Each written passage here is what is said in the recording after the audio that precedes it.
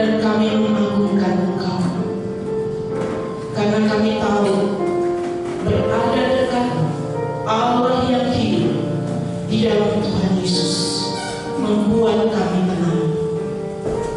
Karena kami menyadari dalam perjalanan kehidupan ini kadang-kala ada banyak hal yang membawa kami untuk hidup tidak tenang, gelisah, bahkan kecewa. Tetapi satu hal yang kami tahu, Tuhan Yesus telah memenangkan kami melalui darahnya, kematiannya, dan kebangkitannya. Bahkan tidak ada lagi yang perlu diragukan bahwa Engkau kekal, Alfa dan Omega, yang tak berkesudahan, yang akan menuntun dan membawa kami melihat kebaikan dan kebaikan, kuasa-Mu yang memenuhi kami, kasih-Mu yang memelihara kami. Terima kasih ketenangan yang Tuhan memberikan kepada kami membuat kami ada sampai saat ini, ada dalam rencana-Mu, ada dalam tujuan-Mu, dalam kehendak-Mu. Maka terima kasih, segala pujian pengakuan ini bagi-Mu, Tuhan layak ditinggikan dan diagungkan. Dan kami siap untuk mendengarkan firman-Mu sekali lagi. Ubah hati kami, kuduskan kami, layakkan kami, sehingga firman-Mu yang adalah kebenaran itu memerdekakan kami sekali lagi, menguatkan dan sungguh memotivasi kami untuk maju melangkah sebagaimana yang Engkau mau. Berkati kami semua, diberkati hamba ini yang akan menyampaikannya di dalam Tuhan Yesus. Amin. Shalom Bapak Ibu. Shalom. Kita ada berapa nih? 11 murid Yesus, 12. Bersyukur. Yes. Kata-kata pujian yang kita ucapkan tadi dalam pujian, Dia Alfa dan Omega. Amin. Kadang-kadang di awal kita rasanya agak-agak bagaimana ya, bisa jadi tidak tenang. Setiap kali datang ibadah, saya duduk di kantor bawah, duduk tenang, rasanya agak gelisah ya. Tetapi percaya kepada janji Tuhan bahwa Dia, Yesus Alfa dan Omega, membuat kita kuat dan tidak akan goyah. Amin. Itu yang akan kita bahas di dalam tema hari ini, Yesus sebelum kenaikan ya. Kisah Para Rasul pasal 1 ayat 3. Sudah ada, saya ketik di situ, diketik ya. Kita baca bersama-sama. Ini teks yang menjadi dasar perenungan kita dengan tema Yesus sebelum kenaikan. 1, 2, 3. Kepada mereka Ia menunjukkan dirinya setelah penderitaannya selesai, dan dengan banyak tanda Ia membuktikan bahwa Ia hidup. Sebab selama 40 hari Ia berulang-ulang menampakkan diri dan berbicara kepada mereka tentang kerajaan Allah. Kepada mereka Ia menunjukkan dirinya setelah penderitaannya selesai, dan dengan banyak tanda Ia membuktikan bahwa Ia hidup. Ya, Bapak Ibu yang terkasih, minggu lalu kita telah merenungkan satu pemberitaan firman Tuhan yang dibawakan oleh hamba-hambanya, yaitu tentang kemuliaan tubuh ya. Belajar tentang tubuh kemuliaan. 1 Korintus 15 ayat 40. Kemuliaan tubuh surgawi lain daripada kemuliaan tubuh duniawi. Dan kita sudah belajar tubuh kemuliaan itu adalah tubuh yang diubahkan seperti tubuh Yesus setelah kebangkitannya. Tubuh kemuliaan yang tidak terikat lagi pada kelemahan, kematian, melainkan memiliki kemuliaan, kekuatan, dan kekekalan. Ini hal yang luar biasa, dan itu nyata pada Yesus. Nyata sungguh diperoleh melalui Yesus. Itu menjadi harapan. Karena apa? Harapan melalui Yesus yang dibangkitkan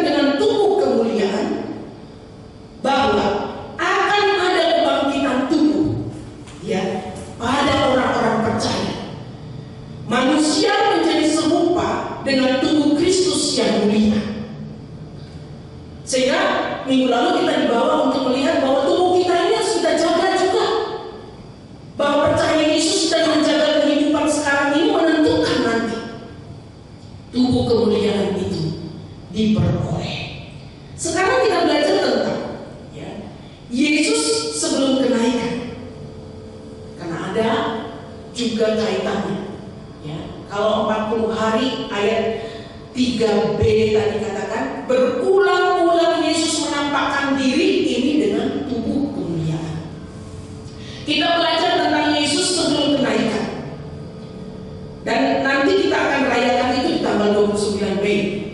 Yesus naik 40 hari setelahnya bangkit dari kematian. Nah, menarik Bapak Ibu yang kekasih, bahwa ketika kita belajar tentang Yesus sebelum kenaikan, pertanyaannya, mengapa Yesus tidak cepat-cepat naik setelah dia bangkit? Selesai sudah tugasnya, alam maut sudah dimenangkan, tetapi dia masih menahan waktu sampai 40 hari baru naik ke surga. Ini menjadi satu hal yang concern terhadap iman Kristen. Mengapa Yesus tidak buru-buru saja? Dan kita akhirnya menjadikan satu statement, Yesus tidak terburu-buru kembali ke surga. Amin. Karena ketika kita mengatakan yang demikian, ada sesuatu berkat rohani yang kita miliki di dalamnya. Ada esensi yang kuat tentang hal ini. Karena apa?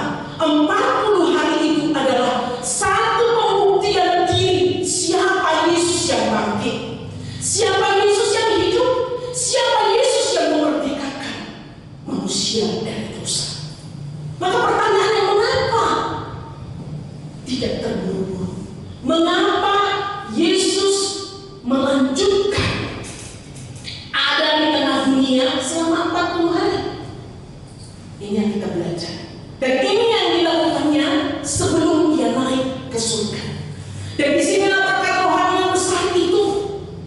Sehingga ketika kita memahami ini, kita memiliki suatu power of Christ, kekuatan di dalam Yesus, bahwa ia telah menunjukkan hidup sebagai murid Kristus yang mengalami hidup berkemenangan. Mengapa? Yang pertama,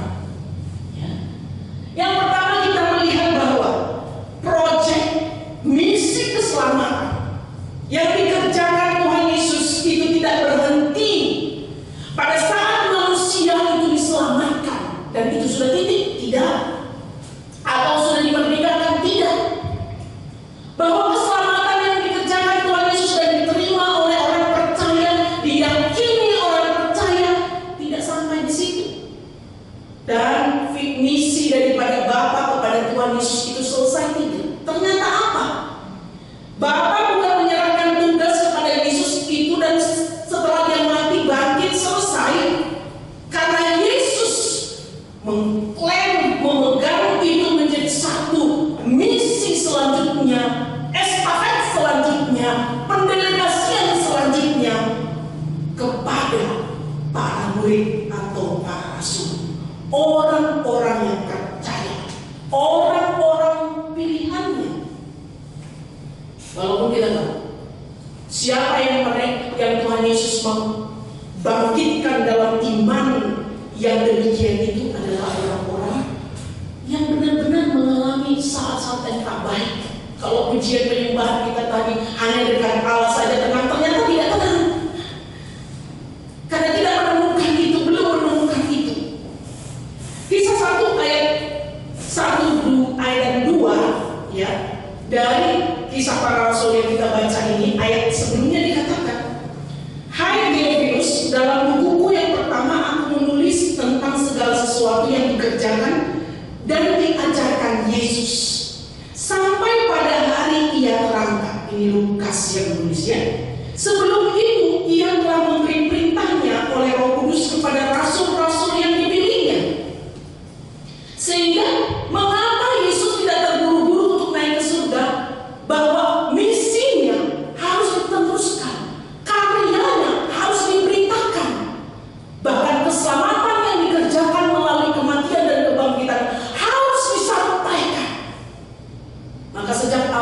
Yesus menjadi guru, menjadi pengajar, menjadi pelayan, dia memilih para murid 12 orang. Berapa orang gugur?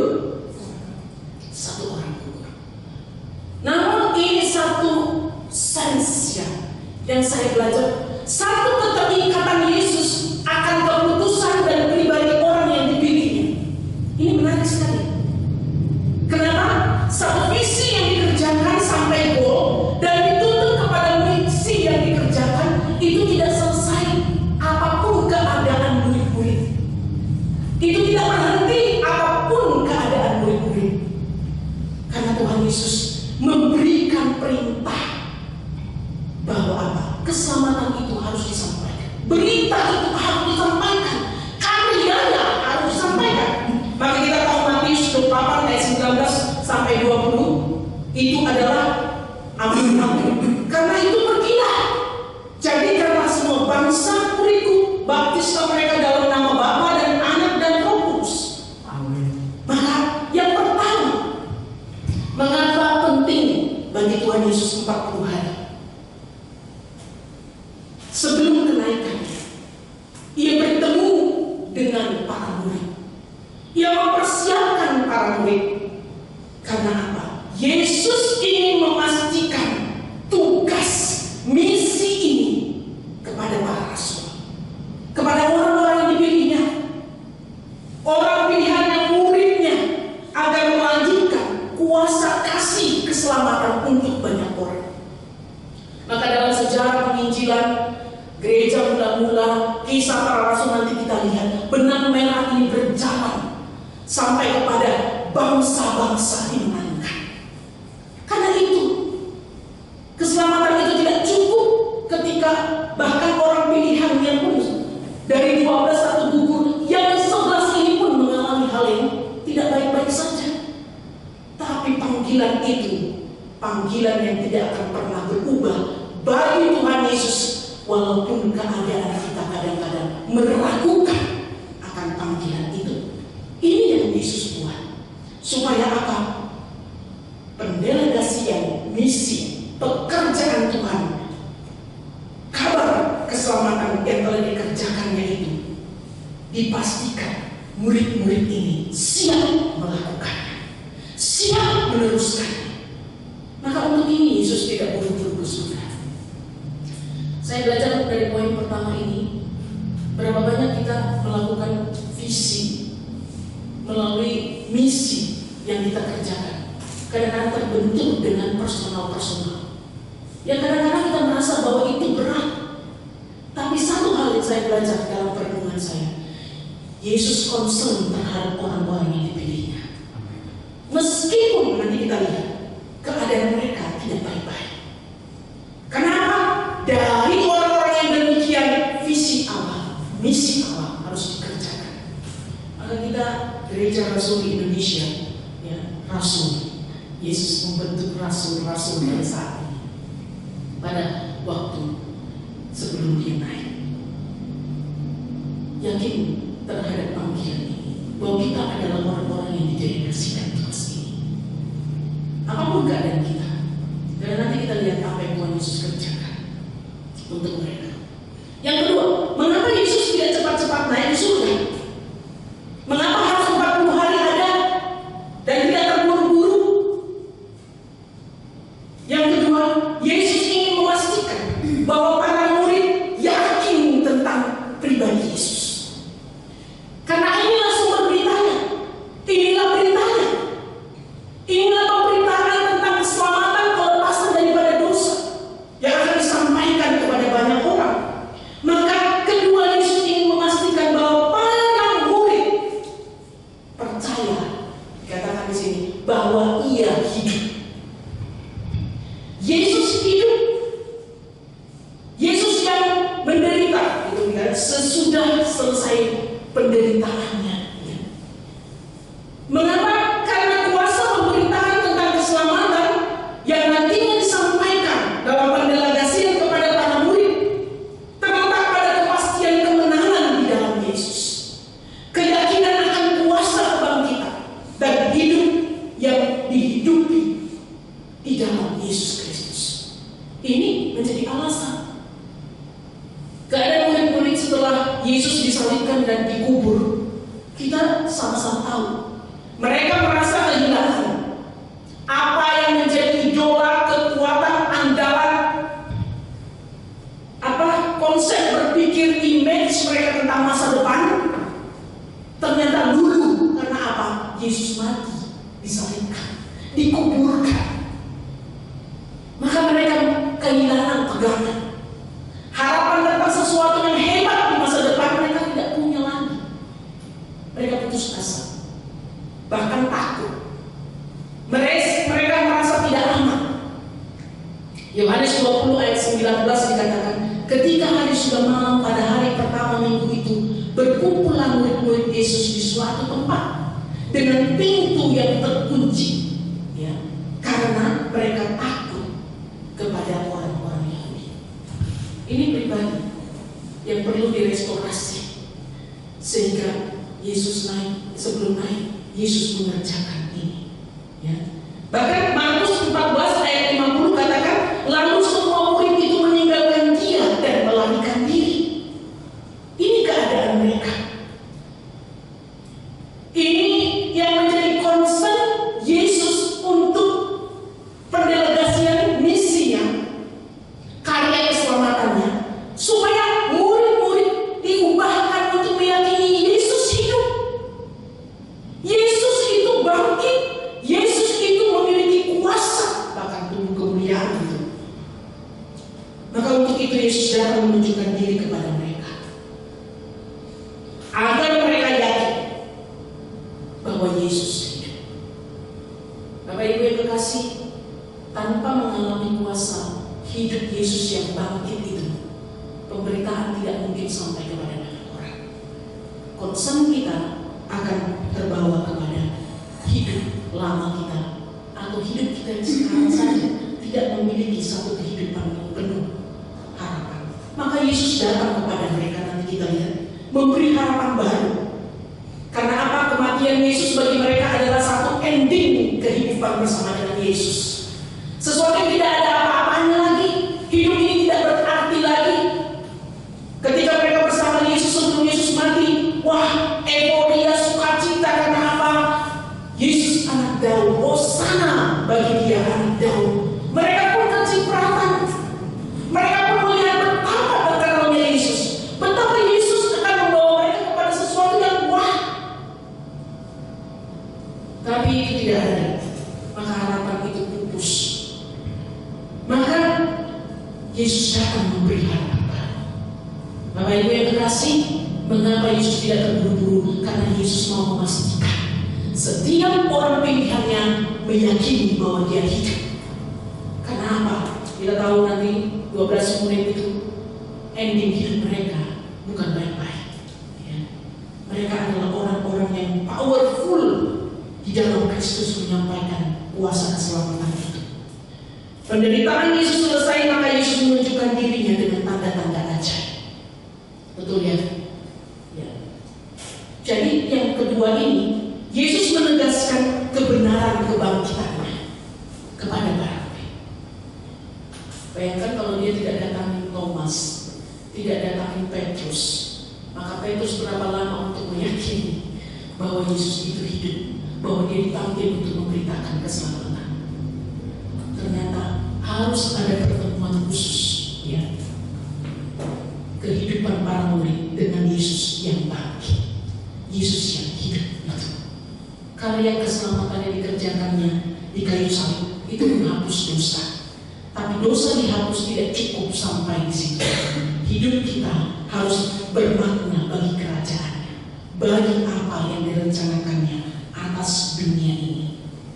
Jadi Bapak Ibu, di 1 Korintus 15 ayat 5 sampai 8, di situ diutarakan oleh Paulus bagaimana Yesus itu yang sudah bangkit dan dia menampakkan diri kepada beberapa kali kepada para murid. Ini menjadi satu concern, menjadi satu karya, menjadi satu peneguhan untuk meyakini para murid bahwa dia hidup. Penampakan Yesus yang dicatat di dalam ini yang dilakukannya setelah dia bangkit. Maria Magdalena dalam Markus 16 saya tidak catat di situ, ya.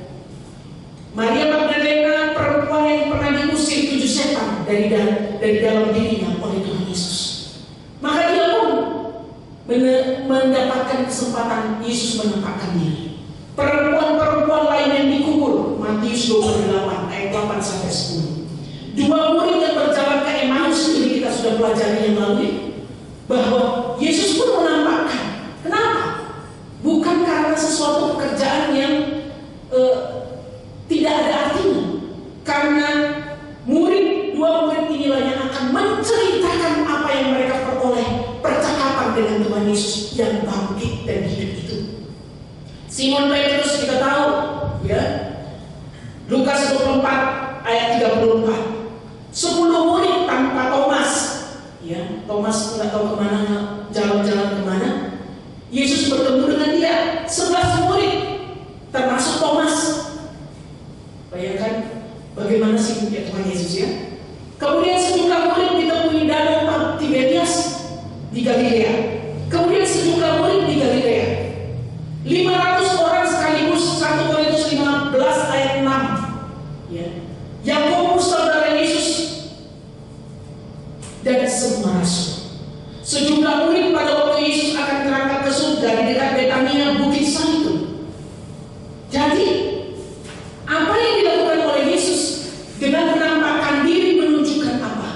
Ia ingin memperkenalkan pribadinya yang hidup dan bangkit dari kematian, yang memiliki kuasa. Maka dia katakan, kepadaku telah diberikan kuasa di langit dan di bumi. Maka penting Yesus menampakkan diri. Karena apa?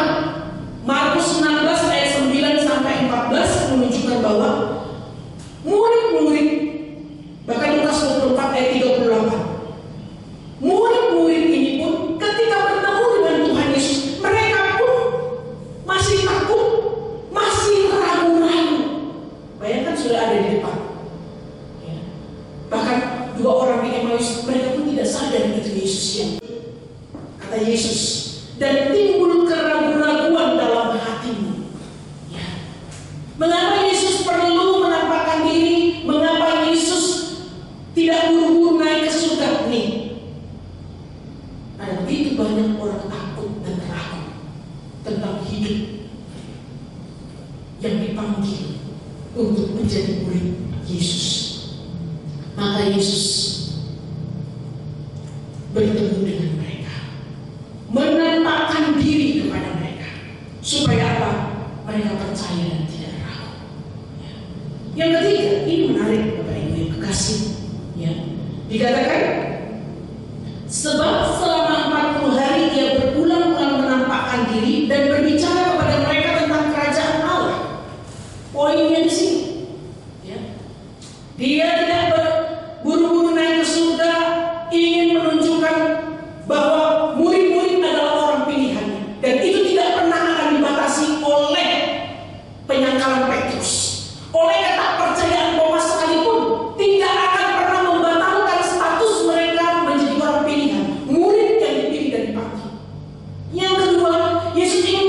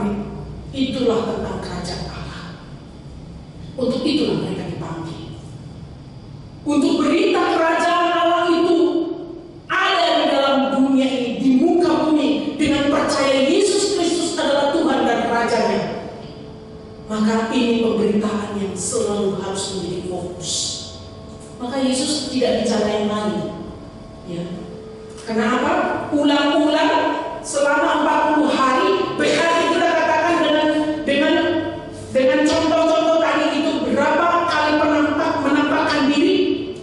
Berarti tidak hanya satu kali, tidak hanya untuk satu pribadi, tidak hanya satu momen, tapi di beberapa kali dan beberapa orang dan kelompok ia menampakkan diri berulang-ulang. Ini bukan cari-cari kerjaan. Karena apa?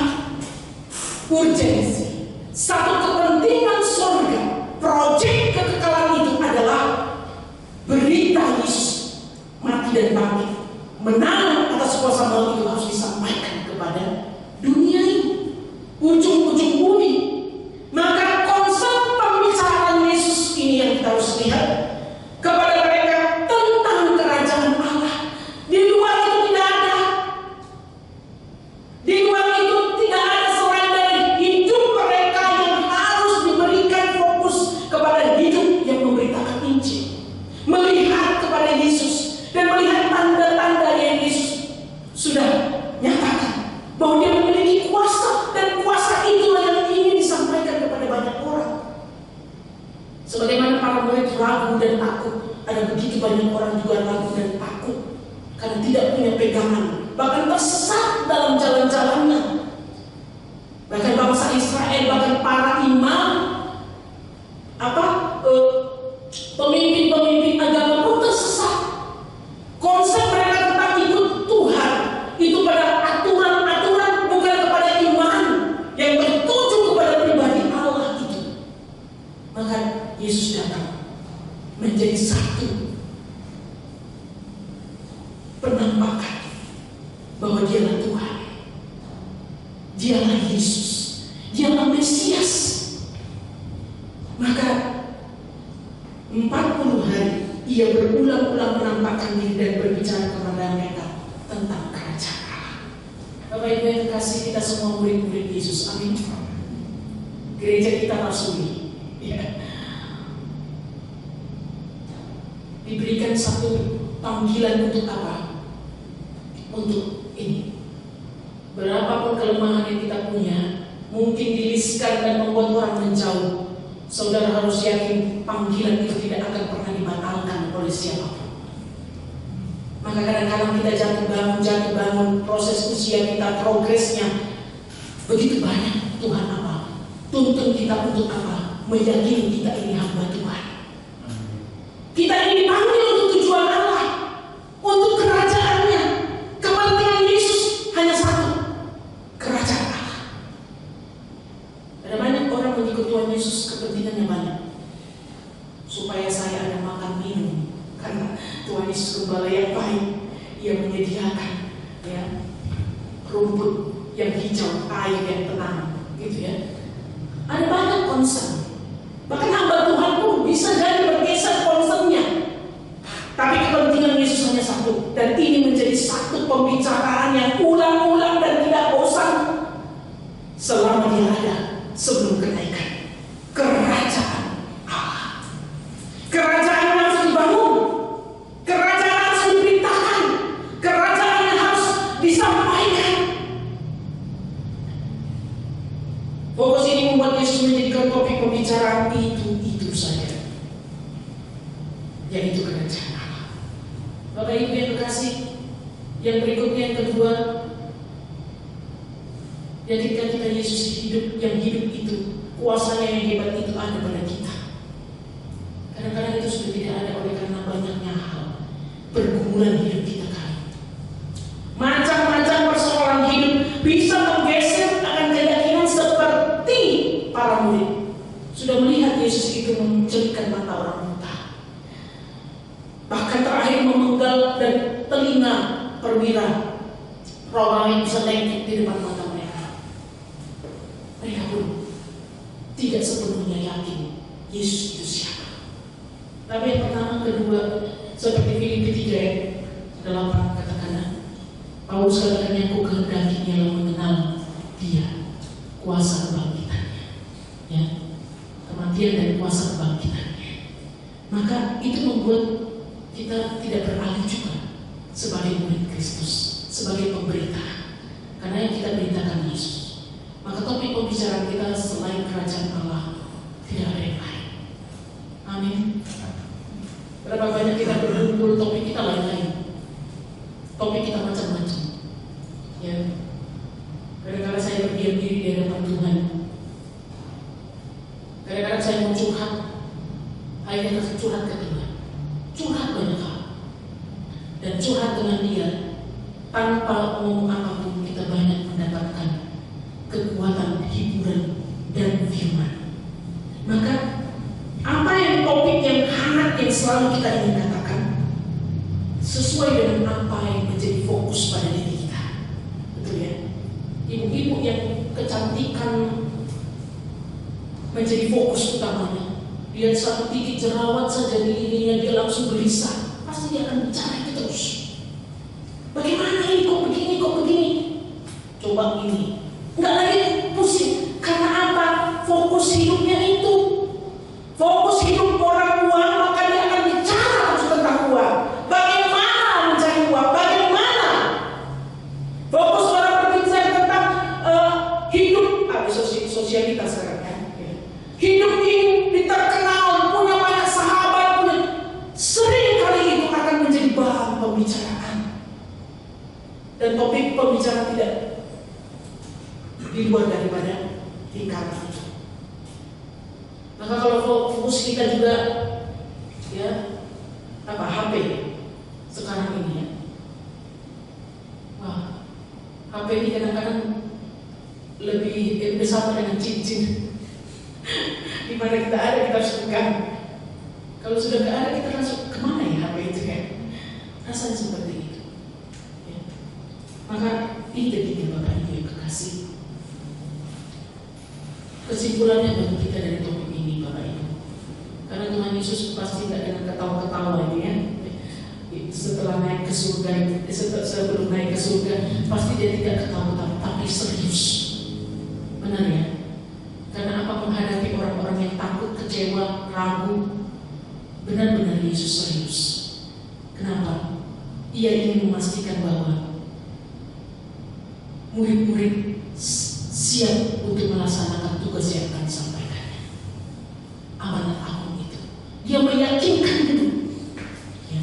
Murid-murid sampai kepada pendelegasian tugas pemberitaan keselamatan, disertai tanda-tanda ajaib.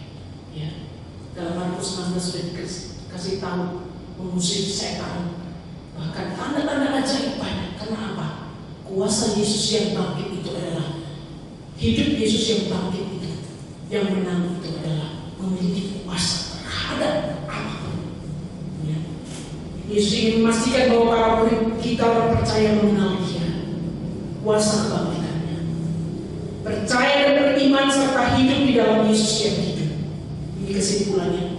Yang kedua, tidak ragu karena Dia adalah sumber sekaligus inti berita keselamatan. Kalau kita ragu dengan apa yang kita sampaikan, bagaimana orang lain pasti untuk menerimanya? Tidak mungkin. Maka Yesus memastikan para murid supaya apa? Kenal pribadi Yesus yang sudah hidup dari kematian itu. Yang ketiga, Yesus berfokus untuk apa? Berita, topik pemberitaannya hanya tentang kerajaan Allah. Sehingga itulah yang dipertasikan kepada para murid, bahwa Yesus hanya berbicara tentang kerajaan Allah, proyek surga, tidak ada yang lain.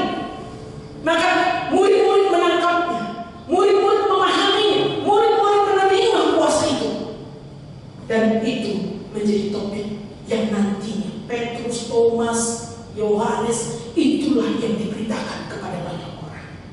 Maka hidup mereka ya hidup yang benar, penuh untuk kerajaan Allah dan Injil. Bapak Ibu yang kekasih,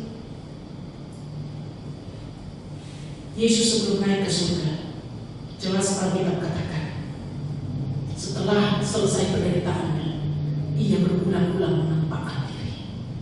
Yesus tidak mengumpulkan apa, Dia peduli dengan para murid. Dia peduli kepada misi karya keselamatan yang telah dikerjakannya untuk sampai ke ujung-ujung bumi. Maka ini menjadi satu panggilan untuk kita semua. Bapak Ibu yang kekasih, mari kita tangkap ini menjadi satu momen, bukan hanya menambah pemahaman kita. Sekarang kita akan berkata kepada diri kita, saya ini hamba Tuhan, saya ini murid Kristus, saya ini kelompok rasul yang menyampaikan berita itu kepada banyak orang. Maka bertumbuhlah dalam pengenalan dengan Yesus, pengenalan akan kuasa kebangkitannya. Maka gereja kita akan menjadi gereja yang menyampaikan berita ini tidak hanya di sini, tetapi di berbagai tempat. Mari ini menjadi satu fokus kita. Yesus sebelum naik ke surga, Dia bertemu dengan kita, bertemu ya dengan para murid, supaya kita menjadi alatnya. Maka Bapak Ibu, mari bertemu dengan Tuhan Yesus sebelum perayaan tanggal 29 nanti. Tuhan Yesus, Tuhan Yesus, mau apa untuk saya? Tambahkan lagi, supaya apa? Kuasa itu dilimpahkan atas kita. Sehingga Kak Charles ketika terapi menyampaikan Tuhan, bukan bilang ya, jadi orang Kristen saja, tidak begitu. Ya, Tuhan mengasihi. Karena apa? Orang-orang sakit itu seakan-akan tidak punya harapan. Tapi dengan berkata, dengan senyuman, Tuhan Yesus mengasihi. Peduli kita saja membuat mereka tahu Tuhan memperhatikan mereka. Apapun, ya, mari kita tidak hilangkan ini dari diri kita. Kalau kita menangis pada saat kematian Tuhan Yesus, merayakan Jumat Agung, mari kita juga menangisi diri kita yang kadang-kadang bisa ragu dan kecewa untuk banyak hal dan kita tidak konsen kepada panggilan itu. Dan Yesus datang di sana. Sebagaimana parunya, Yesus menunjukkan dirinya, Yesus menunjukkan kuasanya, Yesus menyatakan panggilannya kembali. Maka kepada Petrus dia katakan apa? Petrus, apakah engkau mengasihi aku? Maka dia katakan, gembalakanlah domba-dombaku. Maka panggilan kita bukan hanya sekedar hubungan satu dengan yang lain, tapi hubungan kita ke atas yang menerobos hati orang-orang untuk percaya kepada Dia dan mengasihi Dia dan mau menjadi alat bagi kerajaannya. Tuhan Yesus menolong dan memberkati kita. Mari kita berdoa. Tuhan Yesus, terima kasih firman-Mu berhenti disampaikan. Terima kasih kami merenungkan bagian ini daripada Kisah Para Rasul pasal 1 ayat 3. Kami memuji Tuhan. Kami punya Tuhan yang tidak membiarkan para murid, para rasul yang takut dan goyah menyendiri, yang tidak mungkin untuk memberitakan Yesus, yang sudah diterbelungkan di masa pelayanan 3,5 tahun. Maka Tuhan Yesus konsen kepada hidup mereka, panggilan mereka, karena mereka punya tujuan. Engkau memanggil tiap-tiap kami memiliki tujuan yang pasti, supaya dari hidup kami ini kerajaan-Mu disampaikan, diberitakan, karya-Mu diberitakan kepada banyak orang. Maka doa kami, Tuhan, terima kasih dalam firman Tuhan ini, kami sungguh mau menerima firman-Mu. Tambahkanlah kepada kami hidup yang sungguh mengasihi Engkau, percaya dan tak ragu kepada kuasa-Mu dan kehidupan-Mu, bahwa Engkau adalah Allah, Alfa dan Omega. Bahkan Engkau adalah Allah yang telah mengalahkan maut, yang mati, bangkit, dan hidup, dan akan naik ke surga. Kami rayakan, dan yang sudah naik ke surga, dan yang memberikan tugas amanat agung itu untuk kami menyampaikan karya Yesus kepada banyak orang. Terima kasih.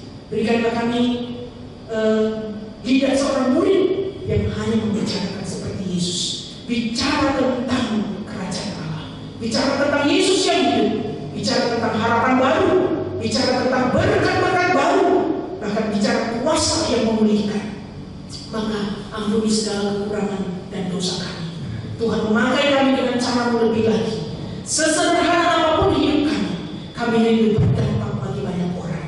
Karena kerajaan-Mu disampaikan melalui kehidupan kami yang apa adanya di tengah-tengah muka bumi ini.